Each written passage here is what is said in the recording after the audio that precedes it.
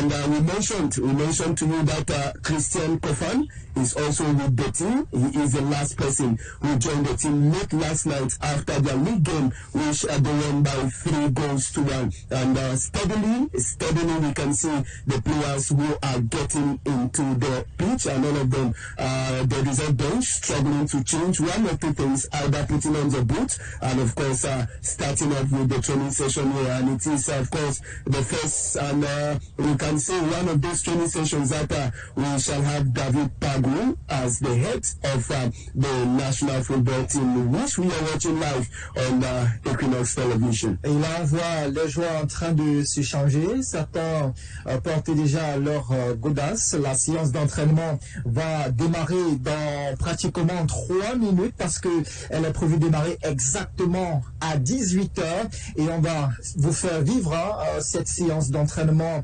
sur Equinox Télévision, diffuseur officiel de cette 35e Coupe d'Afrique des Nations Maroc 2025 de football. Et sur le terrain, on peut voir David Pagou, l'entraîneur sélectionneur des Lions de Montable, en concertation avec quelques membres de son staff technique.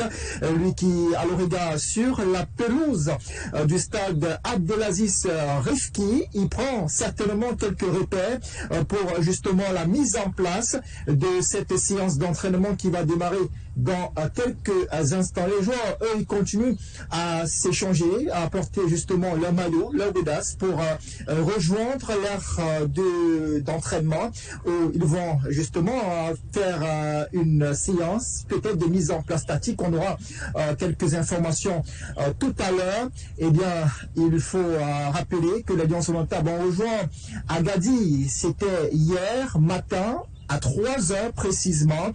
Ils ont rejoint le camp de base, il était à 3h, après avoir passé 5 jours du côté de Casablanca, la capitale, où l'équipe a également fait une partie de la préparation, avec à la clé un match face à une équipe locale du championnat des premières divisions marocaines, c'est le 10e.